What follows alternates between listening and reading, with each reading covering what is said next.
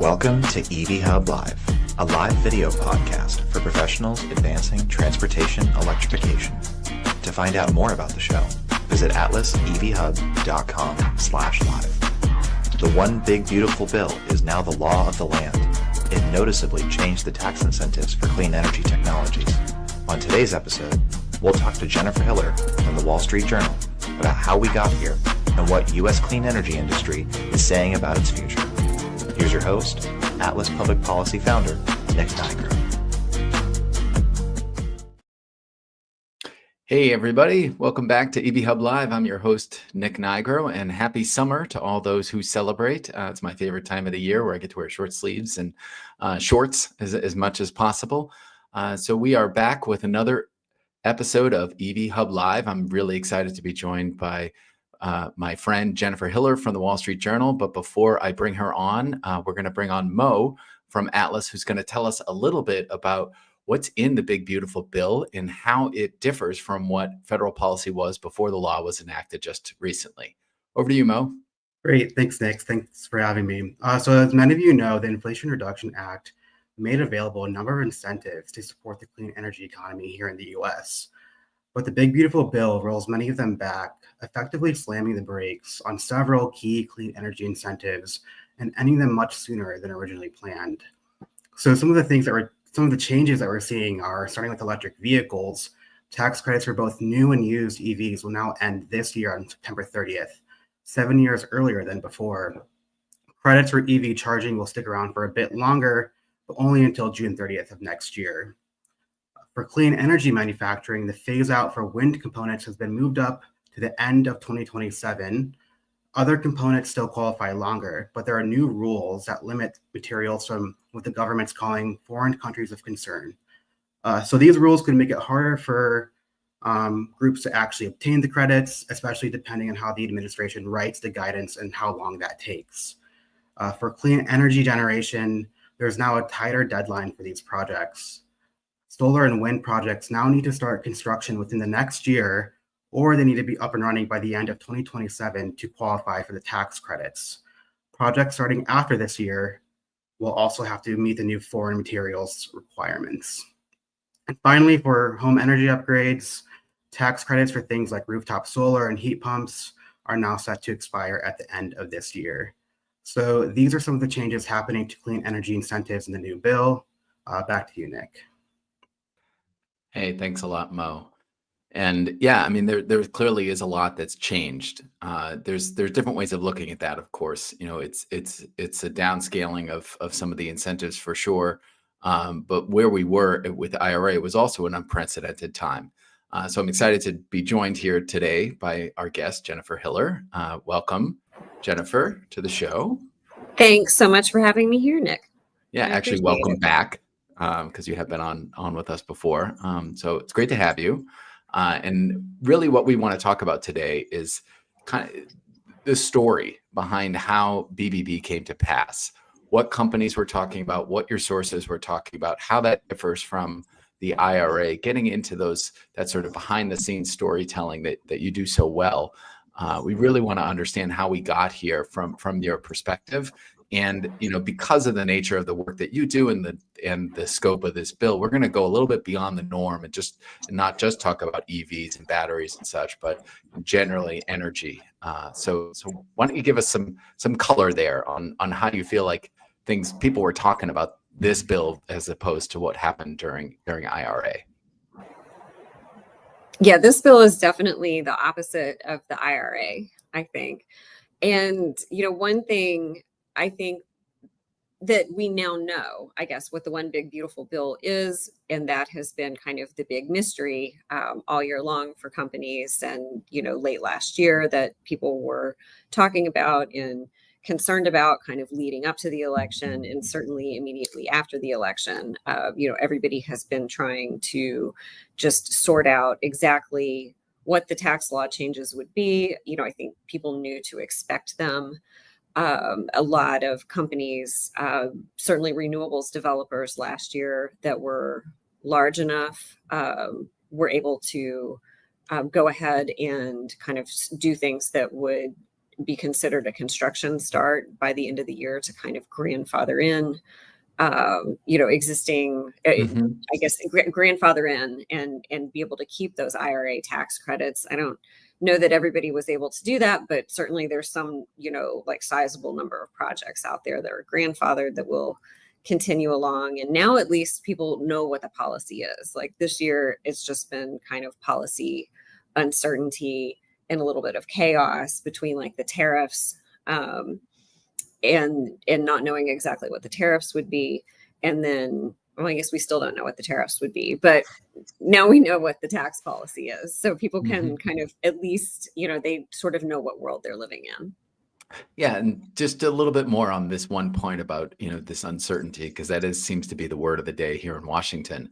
And, my question is, to what extent do you feel like that, based on what you were talking about with companies, did they know that some of these changes were coming and they've kind of baked those into their plans such that, there isn't going to be quite as much of a cliff as some people have expected, or larger sea changes, just because, this process did take many months to unfold, and to some extent, maybe some companies anticipated some of the changes that ended up coming into law.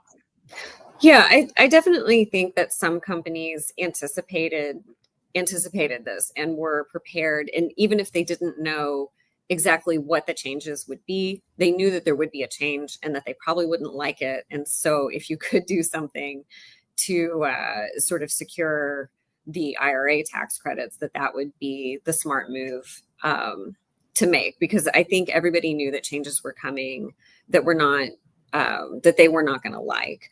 I do think that the industry broadly was surprised by how quickly things will sunset. And I feel like for just sort of months heading into like the real debate in Congress, a lot of what you would hear is just, well, once you sort of have a tax credit that, it's just hard to get rid of tax credits that already exist. And so people were sort of thinking that there would be a sunset, but that it would be much further in the future. And I think that one thing that happened, consistently throughout the House process and the Senate process was that like the clean energy industry seemed consistently surprised by how badly things were going.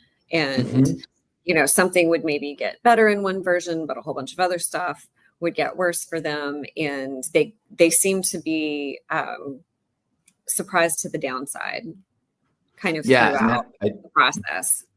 That certainly aligns with, how they were speaking about it publicly. And it's interesting to hear you also echo that. And when you would talk with them behind the scenes, because there's a sense that in some respects you try to frame the issue in a way that advantages you, so that maybe you'll end up in a better place at the end. But it sounds like what you're saying is they were truly surprised by where we ended up, and it wasn't exactly where they thought.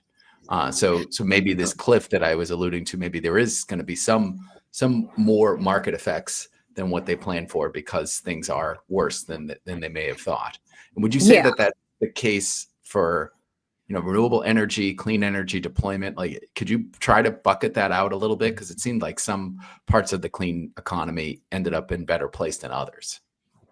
Yeah, and I think it's going to be a little bit confusing in the near term, because the cliff is not as bad as it could have been. And they had been looking at potentially kind of very abrupt and immediate end to tax credits, and they've got a little bit of a runway through next summer for stuff like wind and solar projects. And so that was something, it didn't turn out as bad as it could have been.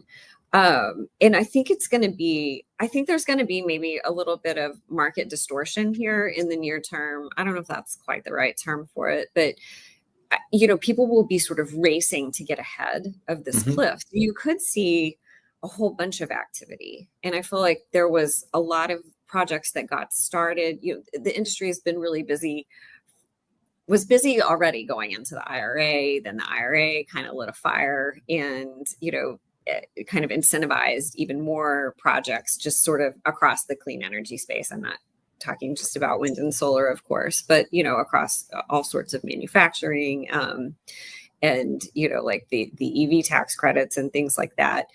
And it's like, you could see a whole bunch of, just a kind of like front running or something, like to hurry up, and like maybe people will go buy a lot of EVs before the end of September, or if you think you can beat these cliffs where things, you maybe have to have a project online by the end of 2027, or you've got to start by next summer at some point. You could see a lot of near-term construction activity, and then just a big slowdown after that. And I think that's what's kind of hard to figure out right now is what that's going to look like, because it seems like you could see a whole lot of activity pulled forward.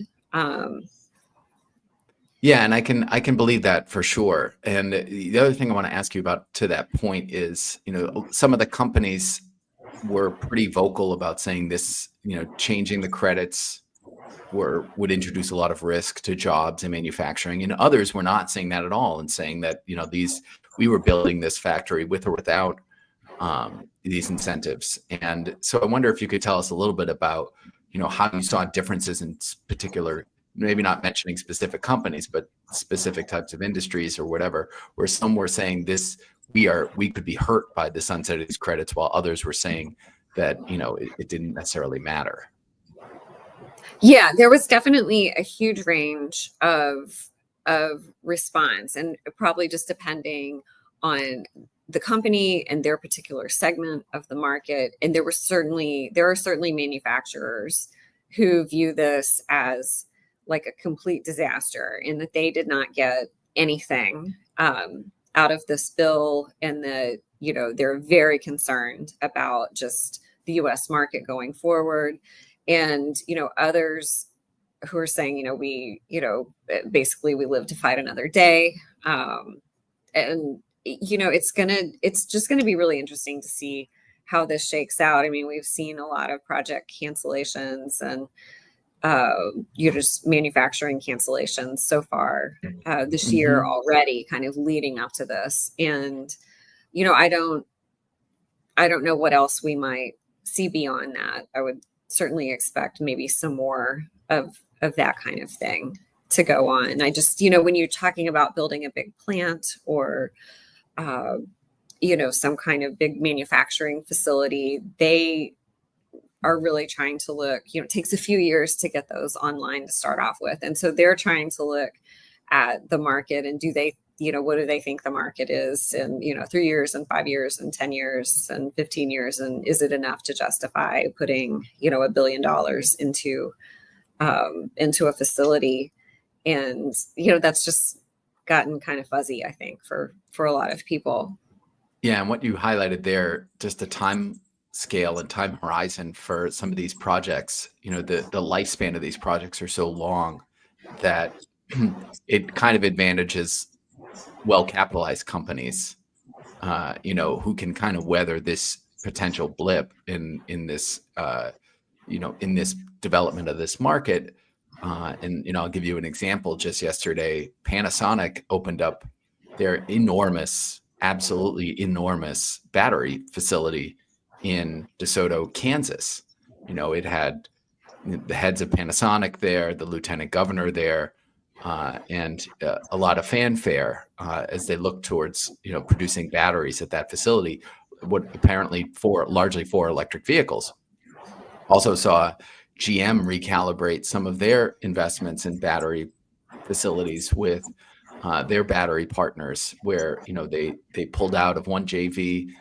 They just announced yesterday that they were going to be doing special LFP batteries in Tennessee. And so it seems like the industry is not necessarily slowing down in a sense of adjusting to the change of what's happening, because it seems like they really don't have the luxury of doing that. Yeah, and I think you're spot on that a lot of the larger companies and the larger players continue with their investments, because they're looking out at just a very long horizon, and at just long-term shifts in what's going on with their customers and kind of their end consumers, and they're making decisions differently than most of us make decisions, and on kind of a different time horizon. And I think you see that kind of across this whole space of the varying industries that were affected by the changes to the IRA. The big players are generally going to be okay. And they're able to, maybe scoop up competitors, or, just ride out policy changes, and, figure out a way to make things work. And I think you see the same thing from developers, where, the larger players, were maybe more prepared and are able to ride things out, and they have maybe a book of business that they know this is going to get us through, the next X many years. And I think the same thing on the manufacturing side, where, a lot of manufacturers do think like we've got, they're definitely not all in the gloom and doom camp. A lot of them are saying, we've got orders through, whatever years into the future. And, they've got sort of enough consistency that they can keep moving forward. Yeah. So it's so hard to say right now, like who are like ultimately, we know sort of some of the winners and losers, but we don't know exactly how this all, lands.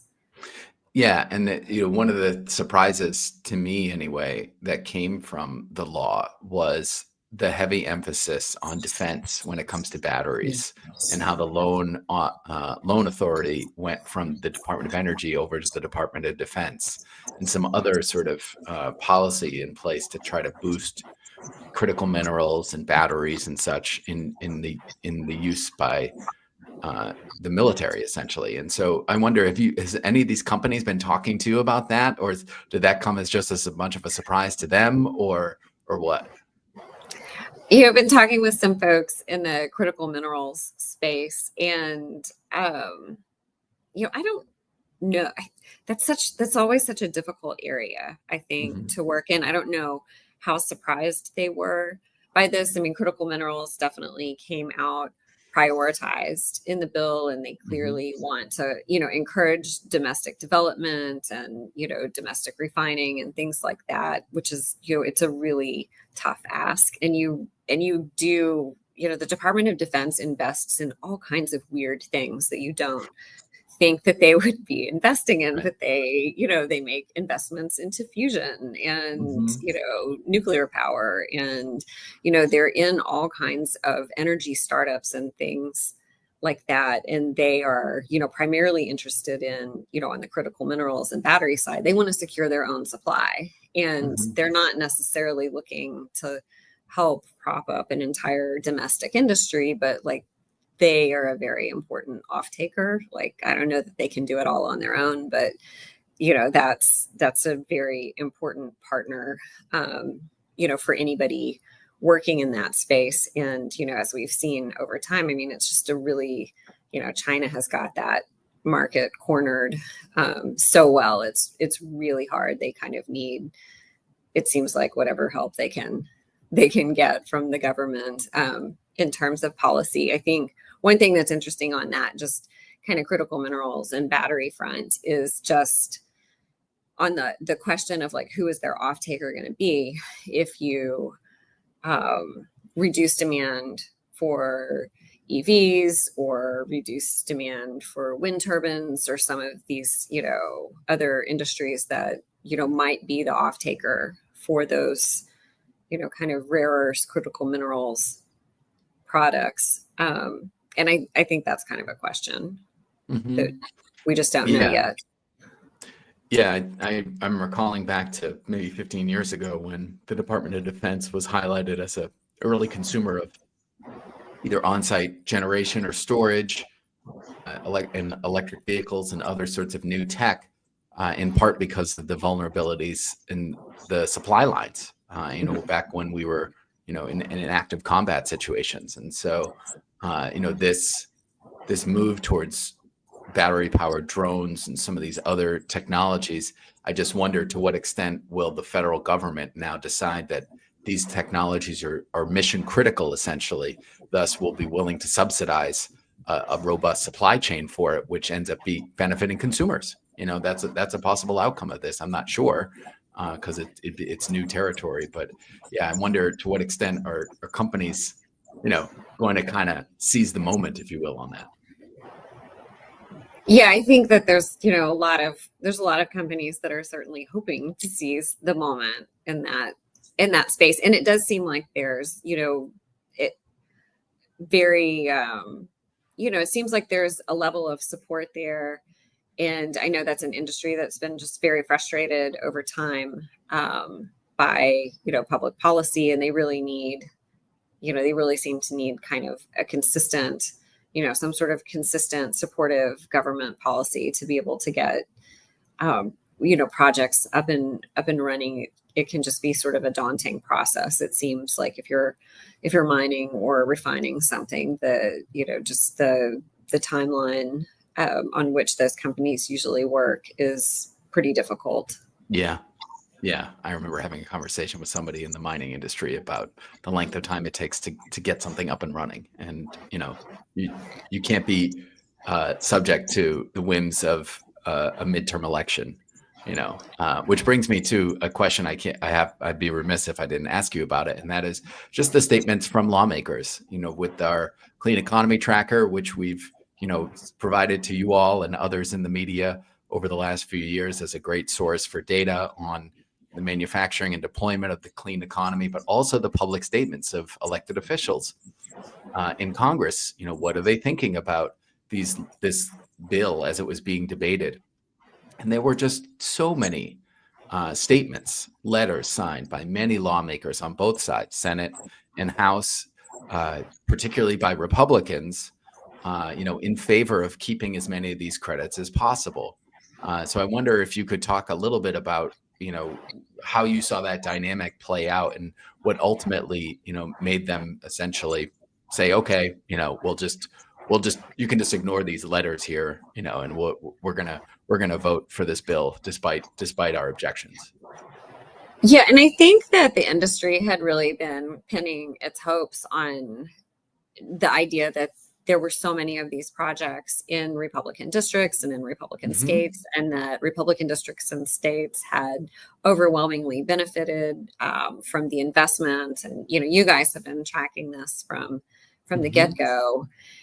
And I think everybody in the clean energy world was thinking, well, these projects are in their districts, and that's going to carry the day. And I think that there was clearly a lot of Republicans that, they do want to keep the projects in their districts. And, part of your job, if you're, in Congress or you're a governor or something like that, you're sort of, supposed to be helping with economic development in your region or your state. And so I think there was clearly support for, from some certain number of Republicans to keep the credits in place, or to provide like a much more gentle glide path to their end. And I think a lot of people would say, well, you can't expect necessarily for a credit to be around forever, but people are making multi-billion-dollar investments in a lot of cases, and you want there to be enough certainty that they can continue with those. I just think ultimately there was too much stuff in this bill, and I'm not in DC, or in DC, so you probably have a better view on this than I do. But just from the outside, you're competing against all of healthcare and so many other issues that were in there that were very much like the hill that the salt.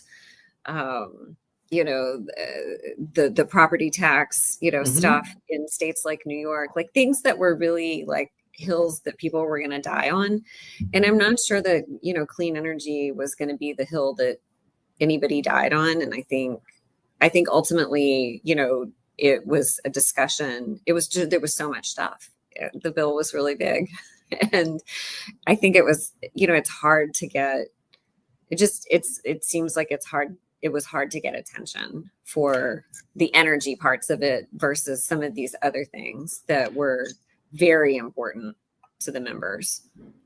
Yeah, and what you highlight there is part of the political strategy in Washington in particular of what they like to call omnibus legislation, where you put enough stuff in there that you kind of force the hand of lawmakers to vote for it because they don't want to be voting against something else that's existential to their constituencies. And so I think there was a suspicion that in the clean economies case that some of these projects would be existential enough to members, particularly in Republican districts, about over like keeping those incentives. But as you mentioned, at the end of the day, it's a binary choice, yes or no. And so I think history will probably look back on the strategy here and recognize that putting everything into one big, beautiful bill, as it's called, was probably the right way to get it all done at once.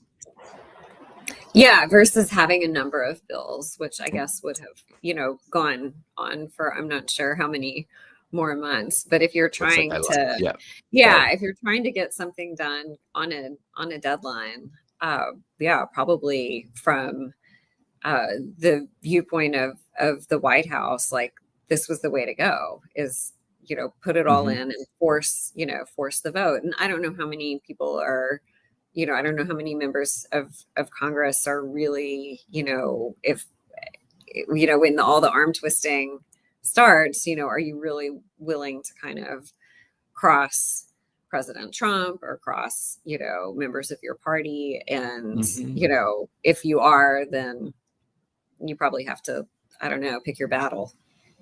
Yeah, right. So before we go, I got to ask you, I know you kind of alluded to this question already, but I'd love to ask you about how you see things looking forward. The law has been enacted. Companies have known some things were going to change for a long time. We're now in that moment. We're still seeing new investments being announced. We're also seeing cancellations, as you mentioned. Whether or not the cancellations are going to vastly outnumber the investments is a little too soon to tell. We're still seeing quite a number of new investments show up, according to the tracker. And so I wonder if you could share a little bit about how you feel the companies are talking about things now. Are they still in this wave of uncertainty, or is this law giving them enough to go on for at least the next 6 to 12 months? I think they've got enough to go on for the next 6 to 12 months. And, near term, I think you could see a lot of activity. I just think things are still like fuzzy the further out that you go. And so I just think there's such a question mark over what this looks like in terms of project deliveries. I mean, it takes a while to get these things planned and built. And so it's like, what happens in, a year or 2 years or 3 years? And, there's, a lot of talk about, well, power just becomes more expensive. And, if you want these projects, you're just going to have to pay a higher market price for them. And, there's any number of reasons why, power and other things are getting, more expensive. But, it's a little hard to say, but I think it's going to be a little bit masked, maybe, because I think there could be kind of this near-term flurry of stuff going on. And meanwhile, you have a lot of project cancellations and things not moving forward in the background. Because I know a lot of stuff has already been canceled, and, investors have been, on the sidelines, and they're, the ultimate arbiter, I guess, of whether things go forward or not. And, I'm not sure that they have, there's more certainty at this point, but I think I don't know that they have like total clarity at this point either. I mean, there's, been some hints, and, there's the executive order that came out, earlier this month that, that the administration wants to make it harder for people to, kind of to take the tax incentives in the near term. And so we don't really know what all of that is going to look like. Yeah. And you hit the nail on the head when you talked about affordability for a second, about power, because, lawmakers are so fixated on that at the moment. And a lot of the clean economy advocates were highlighting that this law, because of its discouragement in the solar and wind industry, is going to put upward pressure on energy prices. And, if there's one thing Congress is capable of doing, it's changing its mind, and so it's going to be something I'm going to be watching closely, is what happens over these next 6 to 12 months, either with energy prices or industry development. And if things don't progress at the pace that, is satisfactory to the federal government, it's quite possible they could end up backtracking a little bit on some of these, because what you highlighted with respect to the tax incentives is really important. By keeping some of them around for a little while, they're basically opening the door for them to be extended further too, if they feel like it's necessary. Yeah, I do think there's a little bit of a sense with the off ramp, especially for some of the technologies that have a slightly longer off ramp, not the end of September off ramp, right, or like the end of December 2025 off ramps. Those are pretty abrupt. But if you have a longer off ramp, there is a little bit of a sense of like, we live to fight another day, and that we can come back. And, that's, I guess, the game that always happens in Washington, but that they can, come back and continue to try to preserve the credits in some fashion, or extend them, or make that ramp longer. And so I'm sure that, lots of companies and lobbyists are already working on that. Yeah, the lobbyists will always have something to do. Great closer. Okay, that brings us to the end of this episode. Thanks a lot, Jennifer, for joining us. Really appreciate your perspective on what just happened. The big beautiful bill is now the law of the land, and the Inflation Reduction Act incentives have more or less taken the off ramp. So we will see what happens over the next several months. We'll be watching it closely here at Atlas Public Policy, and with our products, EV Hub, Clean Economy Tracker, etc. And so stay tuned. We'll be back again with another episode in the next few weeks. Have a nice day.